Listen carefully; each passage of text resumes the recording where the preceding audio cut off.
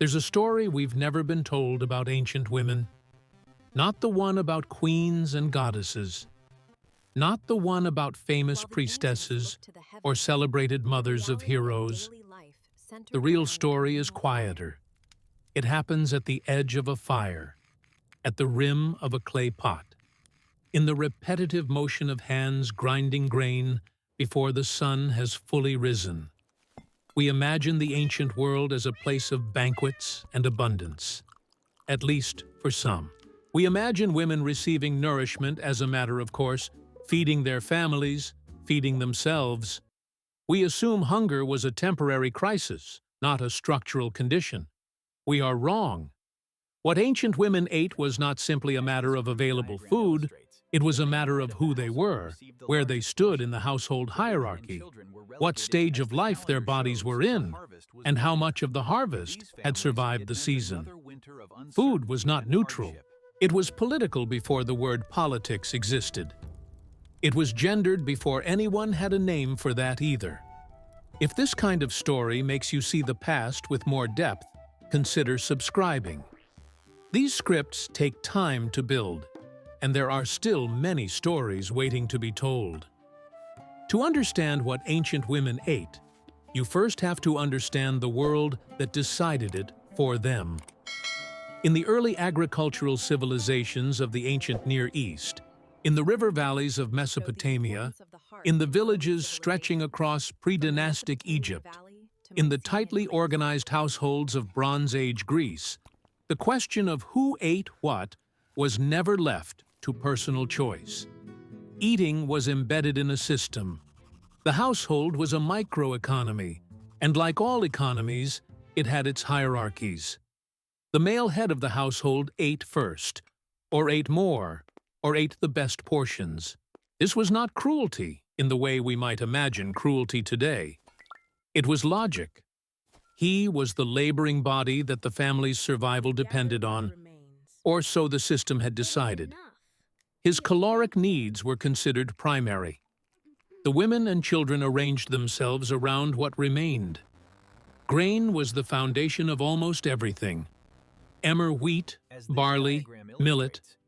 These were not side dishes. They were the entire architecture of daily life. Women woke before dawn, not because the culture romanticized early rising, but because grinding grain by hand took hours. A quernstone, two heavy flat rocks, one dragged across the other, could reduce a modest amount of grain into usable flour in 2 to 3 hours of continuous physical labor. Women's arms knew this weight before they knew anything else about adult life. The bread that came from that grinding was dense, chewy, sometimes contaminated with stone particles that wore down teeth over decades. Bioarchaeologists examining ancient skeletal remains have consistently found severe dental wear in female skeletons, where that tells the story of a diet built almost entirely around coarse ground grain consumed daily from adolescence through death. But there was more than bread.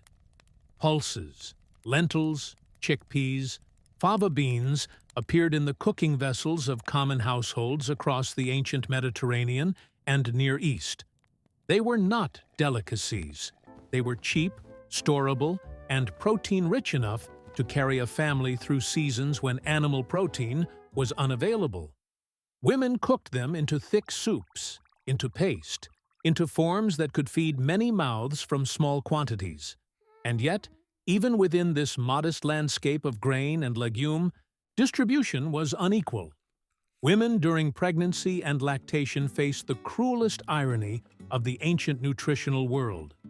Their bodies demanded more, precisely at the moment when their physical condition made them less able to work in the fields, and therefore less visible as producers deserving of additional share. The system had a cost, and that cost was almost always measured in the body of a woman. Imagine walking into a common household in ancient Egypt during the New Kingdom period. Not a palace, not a temple complex.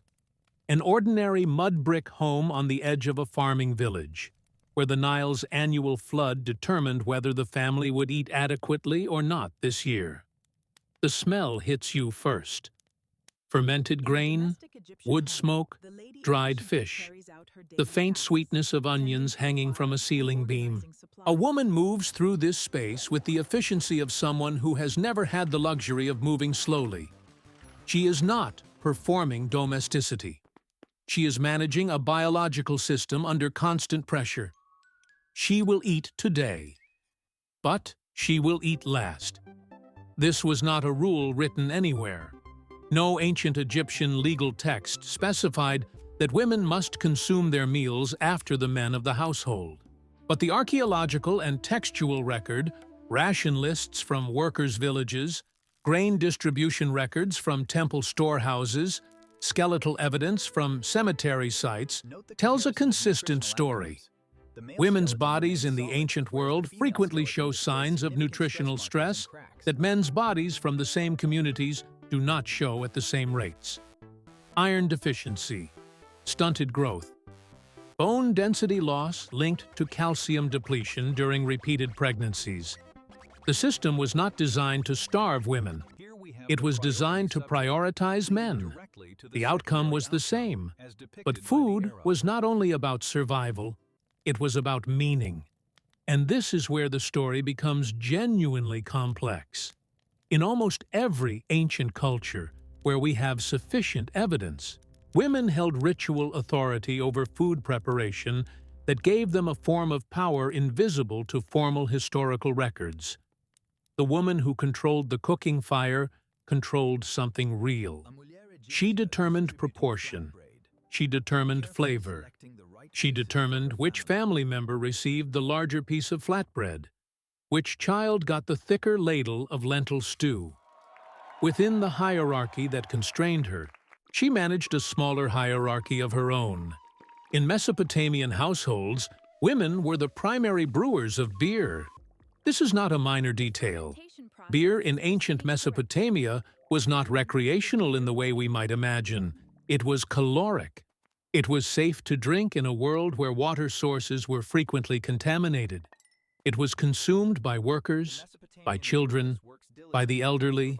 The woman who brewed it was producing one of the primary nutritional vehicles of her civilization.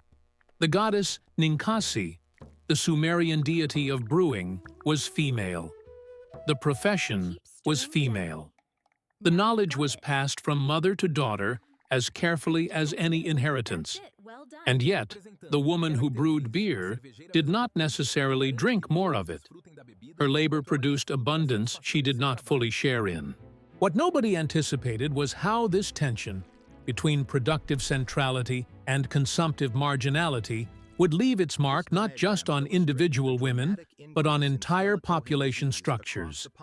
Archaeologists studying skeletal populations from ancient agricultural communities have found that women who survived into their 30s frequently showed skeletal markers of repeated nutritional depletion. Each pregnancy drew calcium from bone. Each period of lactation extended the depletion. Diets that were already grain-heavy and low in animal fat did not replenish what repeated reproduction had taken. The body of a woman who had borne 4 children in a society where grain was the primary food source was not the same body she had been born with. It had been consumed by the very act of sustaining her family. This was not tragedy in the ancient sense of the word. It was expected. It was what female bodies were understood to be for. The most revealing evidence comes not from texts, but from what was found inside ancient storage vessels. In sites across the ancient Near East, analysis of ceramic residues has shown that households stored different qualities of grain separately. The finer, more carefully processed grain, easier to digest, richer in available nutrients, was reserved for specific consumption contexts.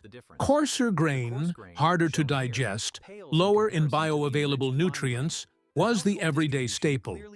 The distribution of those grades within the household followed predictable patterns. The system was working exactly as it had been designed. There is a moment that repeats itself across thousands of years of human history. across dozens of civilizations that never knew each other existed, across cultures separated by oceans and languages and entirely different cosmologies. A woman sits near a fire. She has cooked the meal. She has served the meal. She waits until the others have finished before she eats what remains. This moment is so universal, it became invisible. So consistent, it stopped being seen as a choice or a policy or a consequence of anything at all. It simply was, the way seasons were, the way death was. But it was not natural. It was constructed. And understanding how it was constructed changes everything about how we read the ancient world. By the time we reach classical antiquity, Greece in the 5th century BCE, Rome in the Republican and Imperial periods, the nutritional subordination of women had been absorbed so completely into social architecture that it no longer required enforcement. It was reproduced through ritual, through religion, through medicine, through philosophy. The Greek physician Galen would later articulate what his culture had long practiced, that women's bodies were cooler, wetter, less perfectly formed than men's, and therefore required different, implicitly lesser, nutritional inputs. This was not observation. It was justification wearing the costume of science. In Rome, the ideal woman was described in terms of her restraint. Frugalitas, the virtue of eating little, wanting little, requiring little. Female appetite, physical, nutritional, sexual, intellectual, was coded as dangerous, as excess, as the first symptom of disorder. The woman who ate moderately was the woman who could be trusted. Her controlled hunger was proof of her virtue. Consider what this meant in practice. Roman women of the citizen class were expected to model nutritional restraint even during pregnancy. Medical texts advised moderation. Social expectation reinforced it. The woman who ate according to her body's actual demands during gestation was transgressing a cultural norm as surely as if she had walked unchaperoned into a public space reserved for men. The consequences moved through generations. Nutritional deficiency in pregnant women produces low birth weight infants. Low birth weight infants face elevated mortality risk. Elevated infant mortality in ancient societies produced a predictable cultural response. More pregnancies, shorter intervals between births, more demands on already depleted female bodies. The cycle fed itself. The system sustained itself through the very damage it caused. And yet, within this structure, women found margins. They always did. The evidence is fragmentary but consistent. In ancient Egypt, women's legal capacity to own grain and participate in local grain markets gave some of them economic leverage that partially offset domestic nutritional hierarchies. Papyri from Roman Egypt record women buying, selling, and storing food commodities independently.